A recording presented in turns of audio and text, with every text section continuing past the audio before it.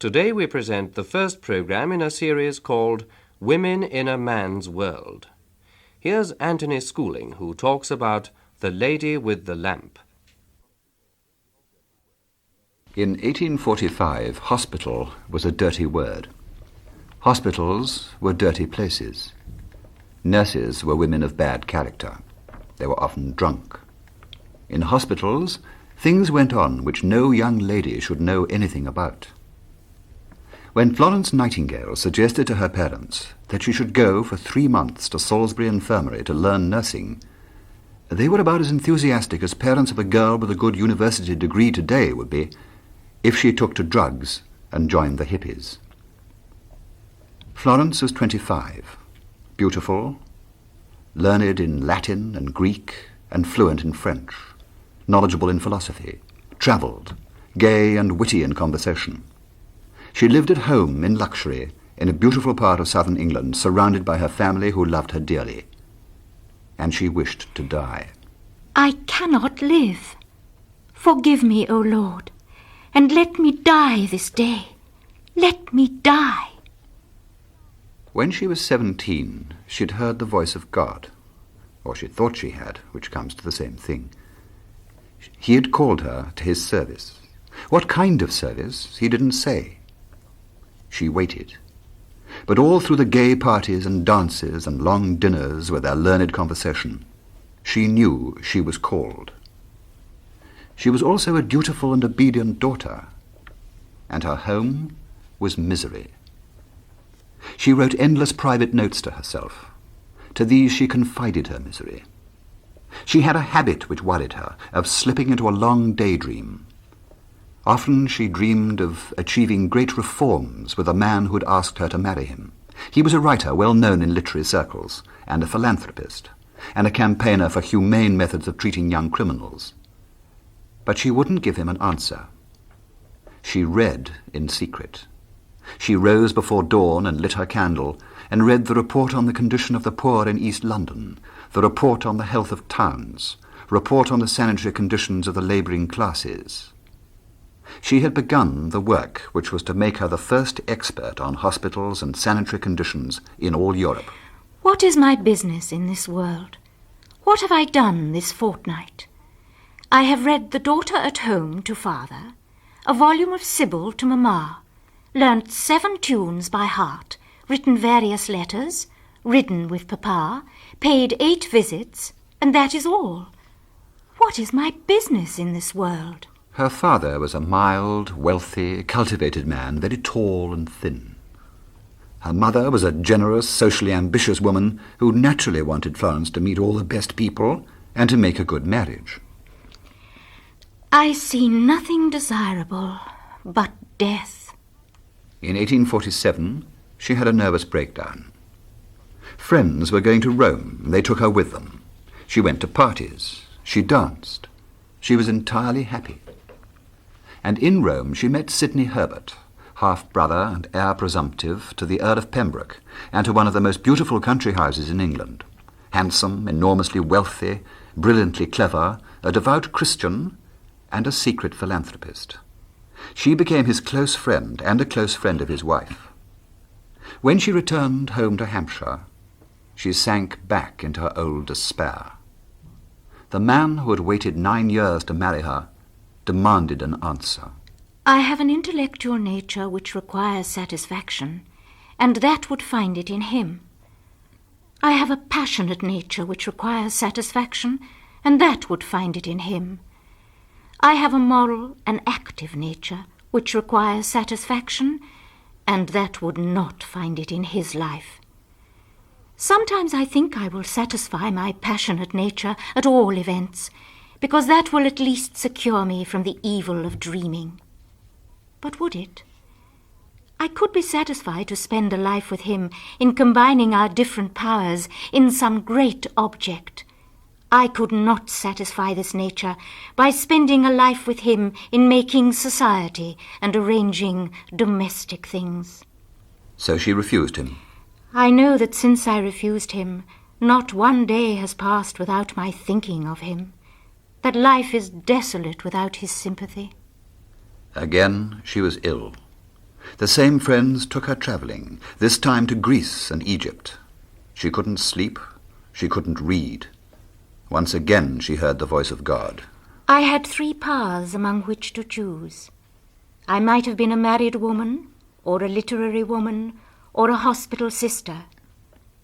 And now it seemed to me as if quiet, with somebody to look for my coming back, was all I wanted. They returned through Berlin, and in Berlin she began visiting hospitals, notably Kaiserwerth, where the patients were cared for by nuns, a hospital where the nurses were not profligate and not drunken. All at once I felt how rich life was. I left feeling as brave as if nothing could ever vex me again. But her parents were vexed when she told them, and her plan to return to Berlin collapsed when her father fell ill. And so, still, she stayed at home. Among her friends were Elizabeth Barrett Browning, the poet, George Eliot, the novelist, Lord Shaftesbury, the philanthropist, Lord Palmerston, the statesman and Prime Minister. She was their intellectual and social equal. And still her mother controlled her life and read all her letters. Florence was now 32 years old. My God, what is to become of me? There is not a night that I do not lie down on my bed, wishing that I may leave it no more. Unconsciousness is all I desire. But why, oh my God, cannot I be satisfied with a life that satisfies so many people? I am told that the conversation of these good, clever men ought to be enough for me. Why am I starving, desperate, diseased on it? Death? Why, it's a happiness. Then at last she decided to make her escape from her family. I must expect no sympathy or help from them. I must take some things. I must take them. They will not be given to me. So she went to Kaiserwerth without their permission. It was a Spartan life, hard work, plain food, inadequate medicines, more kindness than hygiene, more prayer than treatment. But she was completely happy, until forced home again by family pressures. Women don't consider themselves as human beings at all. There is absolutely no God or country, no duty to them at all, except family. I have known a good deal of convents, and of course everyone has talked of the petty grinding tyrannies supposed to be exercised there. But I know nothing like the petty grinding tyranny of a good English family. Then she sprang. The job of superintendent of the institution for the care of sick gentlewomen in distressed circumstances fell vacant. She applied and got it. Her mother screamed and raged. Her sister wept.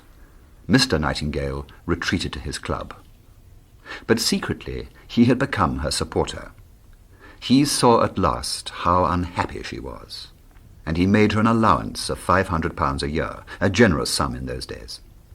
She went to Paris to receive further training from the Sisters of Charity. Lytton Strachey, in his famous essay, wrote that Mrs. Nightingale, with tears in her eyes, told her friends, "We are ducks who have hatched a wild swan." But, says Strachey, the poor lady was wrong. It was not a swan they had hatched. It was an eagle. Florence took up residence at number 1 Harley Street, London. She was in charge of a hospital at last, albeit a small one. And in a year she was running it so successfully, she was bored. And then she went to a real hospital, into just that place of filth and drunkenness where the nurses had become nurses because their characters were so bad they were fitted for nothing else. Cholera had broken out in London. Hospitals were overflowing. Nurses were dying. Florence went as a volunteer to the Middlesex Hospital, one of London's largest teaching hospitals. It was close to the centre of the outbreak, the slums off Tottenham Court Road. Many of the women who were brought in were prostitutes. It was at this crucial period of her life that we have this portrait of her by the novelist Mrs. Gaskell. She is tall, slight and willowy in figure, thick, shortish, rich brown hair, very delicate colouring. Grey eyes, which are generally pensive and drooping, but which, when they choose, can be the merriest eyes I ever saw, and perfect teeth, making her smile the sweetest I ever saw, perfect grace and lovely appearance. She has a great deal of fun and mimics capitally. But under the charm there was something tougher. Mrs. Gaskell saw that under the gentle manner there was cold steel. She has no friend, and she wants none. She stands perfectly alone, halfway between God and his creatures. She is so excessively gentle in voice, manner, and movement that one never feels the unbendableness of her character when one is near. She and I had a grand quarrel one day. She said, if she had influence enough, not a mother should bring up a child herself. There should be creches for the rich as well as the poor. If she had 20 children, she would send them all to a creche. This want of love for individuals becomes a gift, and a very rare one if one takes it in conjunction with her intense love of the race, her utter unselfishness in serving and ministering. But she really is so extraordinary a creature that anything like a judgment of her must be presumptuous. That year, 1854, Britain and France declared war on Russia. The British army embarked for the Crimea. They were to lay siege to and destroy the Russian base at Sebastopol. The British established a base at Scutari, a village on the Asian shore of the Bosphorus. When the army embarked across the Black Sea, it went without medical stores or equipment. Officials had blundered. A battle and cholera sent thousands of dying men back to Scutari, where a Turkish barracks had been turned into a hospital. Only it wasn't a hospital. The authorities might have been able to cover up the official blundering, but for the press. The Times had a correspondent there, William Russell, an Irishman. Not only are there insufficient surgeons, not only are there no dressers and nurses, there is not even linen to make bandages. There is no preparation for the commonest surgical operations. The French are greatly our superiors. Their medical arrangements are extremely good. Their surgeons more numerous, and they also have the help of the Sisters of Charity.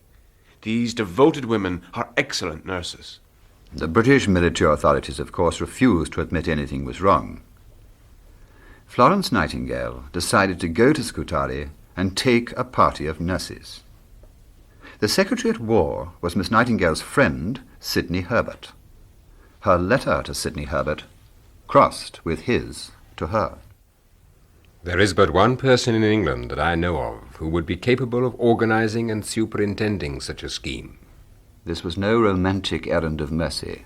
Miss Nightingale knew that if she could find nurses of good character who could prove themselves among the appalling wartime conditions in Turkey and the Crimea, nursing might be established as a skilled occupation for women of good character and high social standing. But where were the nurses of good character? There were ladies ready to go who were not nurses, and plenty of nurses who were certainly not ladies. In future, fat drunken dames of 14 stone and over must be barred. The provision of bedsteads is not strong enough. With difficulty, 38 women were selected. Before she left, she paid a visit to Dr. Smith, the Director General of the British Army Medical Service. Your ladies will undoubtedly be a comfort to the men. As for medical duties, you can't possibly go wrong administering a nice, soothing drink of syrup to any man who feels uncomfortable. With regard to your taking a quantity of stores, it is quite unnecessary. There is now a profusion of every kind of medical comfort in Scutari. On hearing this, Miss Nightingale resolved to buy all the stores she could. So she bought a huge supply in Marseilles. It was a stormy voyage. Florence was very seasick.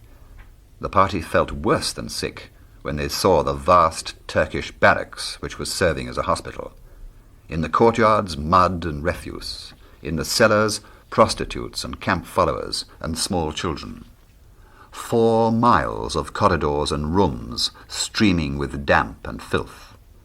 And no beds. The British ambassador to Turkey, Lord Stratford de Redcliffe, reported to the British government that the hospital had all the supplies it wanted. He was a very important and influential man. He is bad-tempered, heartless, pompous, and lazy. For the hospital, one might well say, abandon hope, all ye who enter here. The doctors took no notice of Miss Nightingale at all. 6 small rooms were provided for the 38 nurses. Such interference in military affairs by someone who was both a civilian and a woman was unheard of, even though she was a personal friend of the Secretary at War and on friendly terms with half the British cabinet. Weeks passed.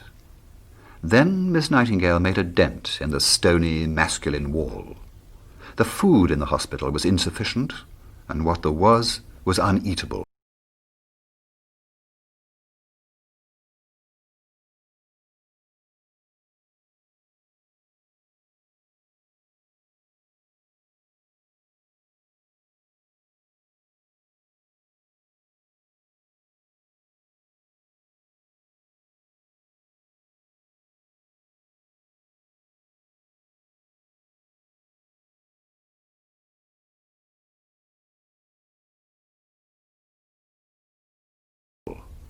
Men were starving, and there was nothing suitable for men suffering from cholera and dysentery.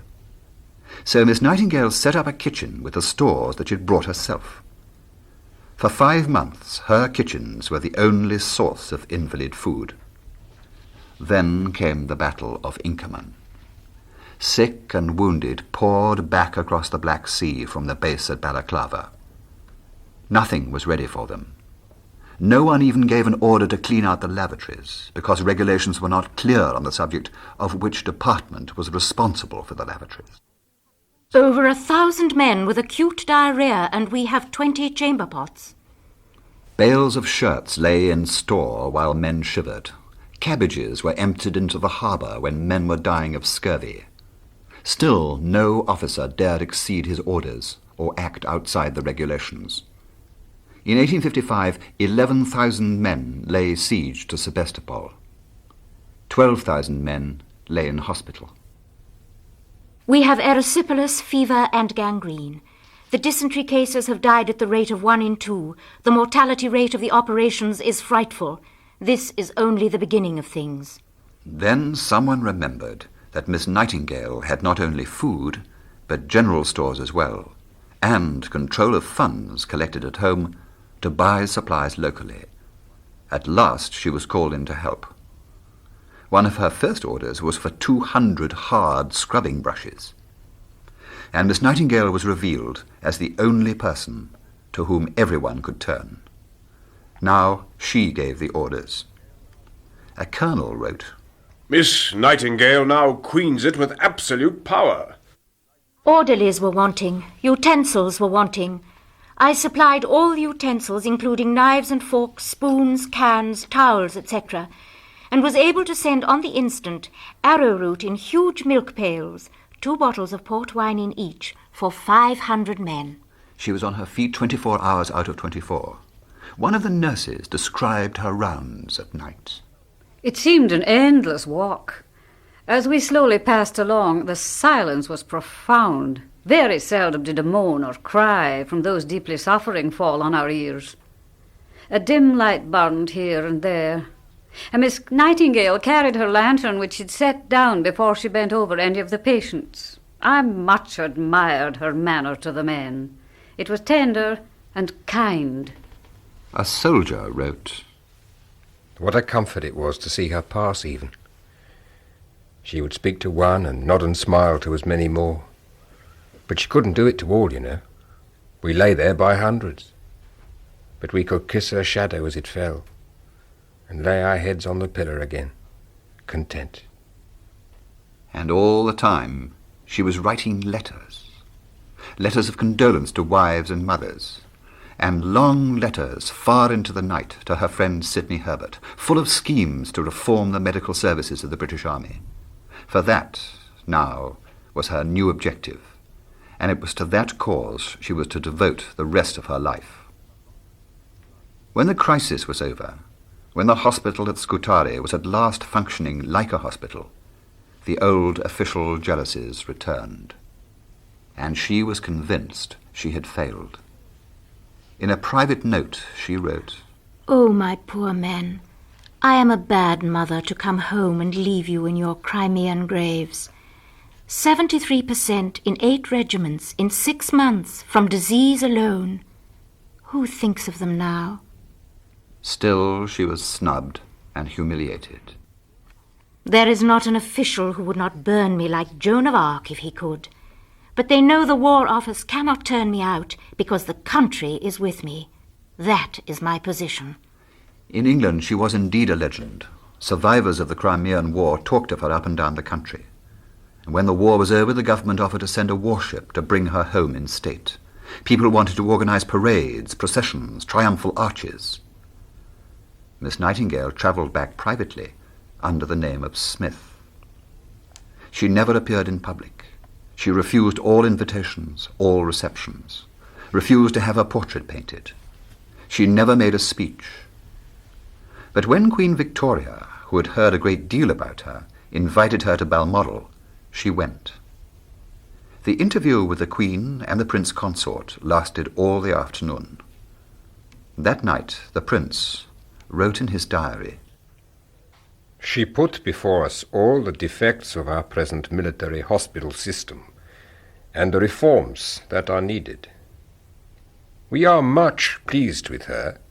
She is extremely modest." The Queen wrote to the Commander-in-Chief, "I wish we had her at the War Office." She became a frequent dinner guest at the palace. What she wanted was a royal commission to examine the sanitary conditions, the administration of military hospitals, and organization of the Army Medical Department. The Queen, of course, could do no more than indicate her interest, but she helped Florence meet the minister responsible, and he was persuaded. What had Florence Nightingale achieved so far? Nothing, she felt, but she had. She had transformed the thinking of her generation.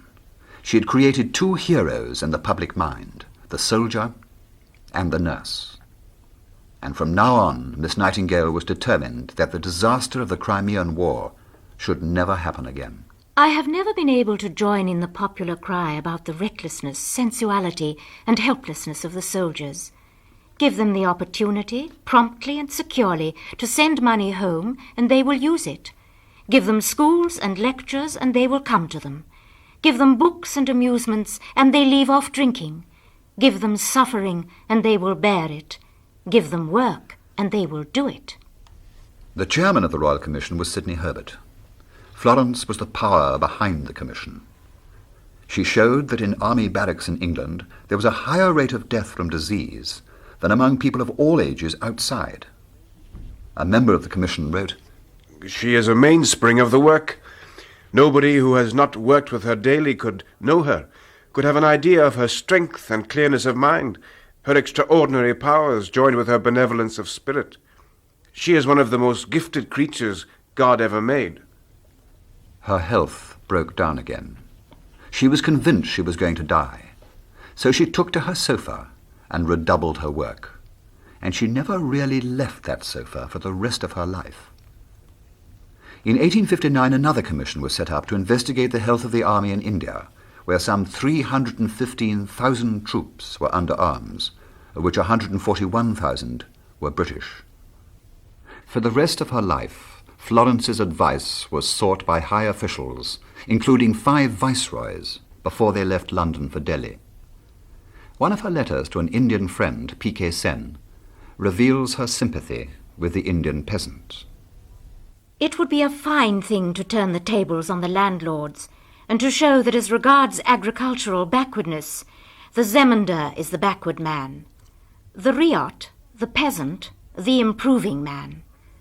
To show on the ground that the riots are models of agricultural progress, the landlords those who do little or nothing for their soil, their tenants, or themselves. From her sofa she wrote 2 books, Notes on Nursing and Notes on Hospitals. She was consulted on plans for hospitals all over the country. Her advice was sought by the Crown Prince of Prussia, the Queen of Holland, and the King of Portugal. In 1860, the Nightingale School for Nurses was opened at St Thomas's Hospital in London. But it was still a long, hard struggle to force reforms through the War Office. Her recommendations over barracks in India were disregarded, and thousands of soldiers died of cholera because of overcrowding and bad drains. Further illness weakened her. She began to slow down. I am becoming quite a tame beast, fit for a lady to ride or drive, as horse dealers say of their most vicious brutes. She read Shakespeare and Jane Austen. She tried to write a treatise on the reform of the poor law and found she hadn't the strength. Her mental energy was at last beginning to fade. She was not yet 50. She worked on for another 20 years. There was still plenty of advising from her stock of expert knowledge, but she was calmer and more ready for quiet visits from friends and relations. She still had great influence, and still people praised her name. Henri Dunant, the Swiss banker who founded the Red Cross, said in 1872, "Though I am known as the founder of the Red Cross and the originator of the Convention of Geneva, it is to an Englishwoman that all the honor of that convention is due. What inspired me was the work of Miss Florence Nightingale."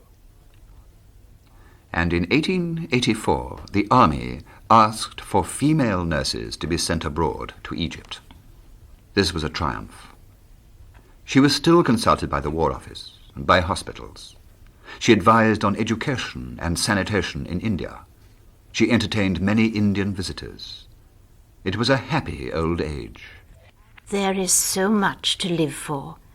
I have lost much in failures and disappointments, as well as in grief. But do you know, life is more precious to me now in my old age. She took great pleasure and interest in her friends and their children, in their love affairs, and all the crises of daily life. Everyone confided in her. Eventually, her eyes failed, and then her memory.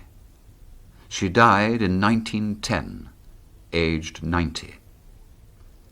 A huge service at St. Paul's Cathedral was attended by the king. But by her direction, she was buried in the little church at West Willow, near her old home in Hampshire.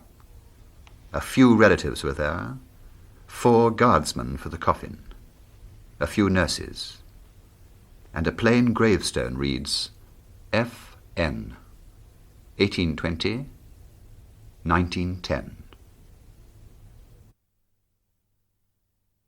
In that program, the first in a series, Women in a Man's World, the part of Florence Nightingale was played by Hilda Kreisman. Other voices were Kathleen Helm, Alan Barry, and John Pullen. Script and narration were by Anthony Schooling, and the producer was Marjorie Hartley. Next week at this time, Barry Carman will introduce a program on Elizabeth Garrett Anderson, the first woman to practice as a doctor in England.